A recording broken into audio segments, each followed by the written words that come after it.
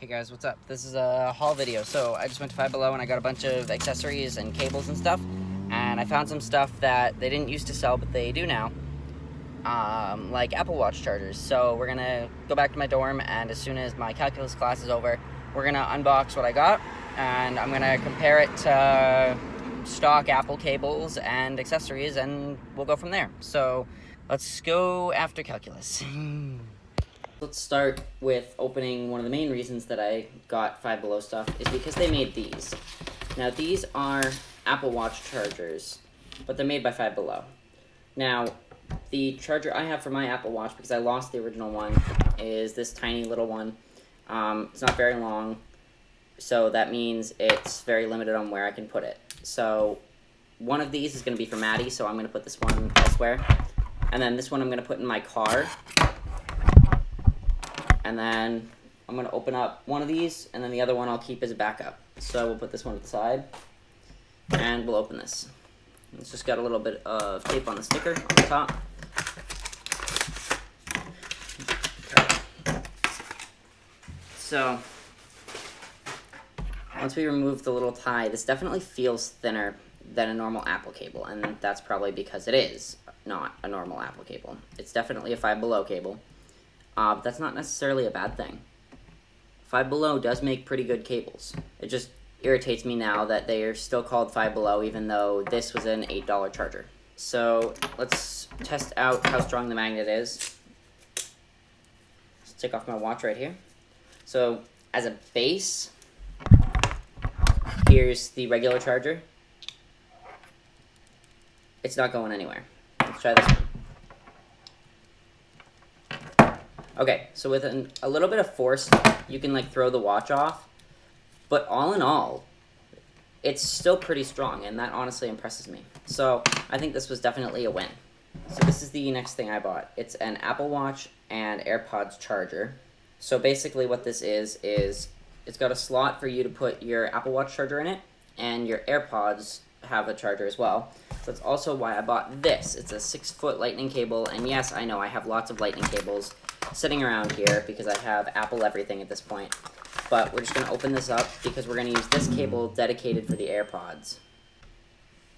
So let's open this up. It's got tape on the side, but it doesn't really matter considering I'm not keeping the box. So inside, so this is rubber. It's actually pretty malleable, come to think of it. So what we're going to do is we have this lightning cable right here.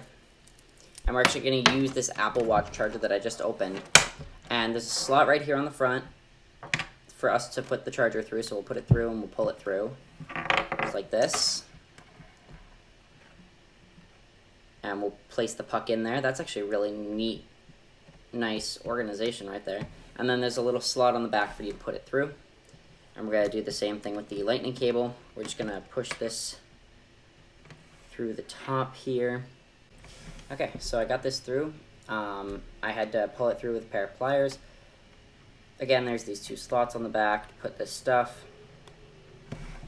which is cool. So basically the point of this would be like at night when you come back or whatever, you just throw your watch on.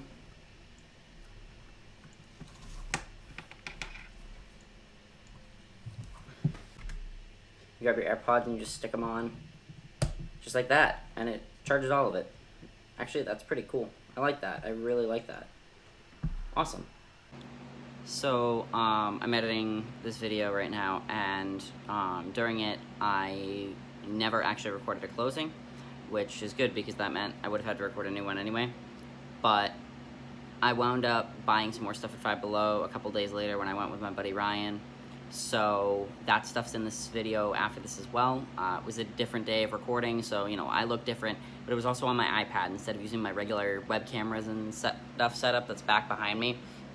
So that's why the video quality might look a little bit less. So thanks. So I bought this. So it's an indoor HD TV digital antenna.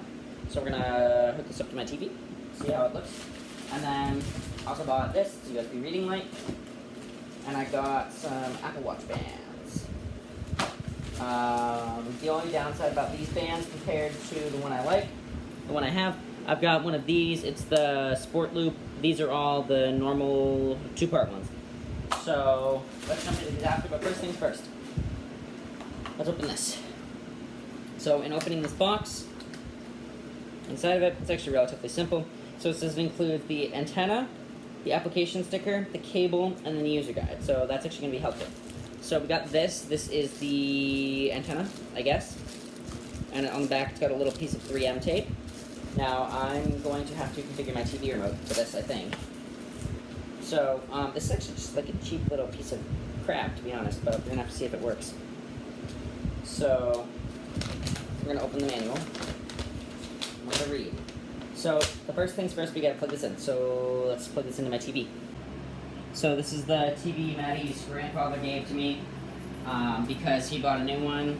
And so, we got to screw this in. So, this does not have an HDMI port, obviously, because it's so basic and it's not a cable box. But it's okay. So it's got a coax port. So I'm just gonna reach back here, move my fan real quick. I'll just plug this into the coax. And for anyone who's wondering what this is connected to my Roku, and this is my screensaver. It's a clock application. So this is plugged in. So the photos show like the best placements, like somewhere high up, somewhere near a window. So we're gonna try that. So I need to get the TV remote. So I might wind up mounting this. There's a window right here. I might wind up mounting it on that. So let me grab the remote. Okay, so I plugged this in and I did the initial scan. I had to go into the menu and I had to change it to antenna instead of cable. So because it says it's HD, that means it's got digital channels. So this number here has been going up. This is the number of digital channels it's found, and this is the percentage of channels that it's checked. So I don't know exactly what it's going to find, but whatever it is, it's actually seeming to be pretty good right now. It's found 32 channels so far. Cool. So I'm just going to hit apply. While I was editing this, it dawned on me that I didn't actually show you guys the thing fully working, nor did I show you guys the little LED light I got. So let's kill two birds with one stone. Starting off, I just killed the lights in my room because I am editing this in the middle of the day. But this light is actually pretty bright. So I've got it plugged into one of my dual USB charging bricks from Five Below. And at night, this is like extremely bright in here. Like, it doesn't illuminate everything, but you wouldn't expect it to. Oh, this is my photo wall of Maddie, by the way. But that actually does its job just as I want. So in terms of the TV, I'm just going to switch to the TV itself. It doesn't have all the channels I'm used to from home, but like it's got CW and it's got a whole bunch of other channels, and this has actually been working pretty well. I'm still getting used to it. I still have to play with it a little more, but yeah. So thanks guys for watching this video. Drop a like if you liked it. Let's shoot for 1,000 likes. Subscribe if you're not already, and click that button up right up here to subscribe. And click up here to watch one of my other videos. I'm so grateful to actually finally be getting back on the grind and recording videos. So until next time, guys. Peace.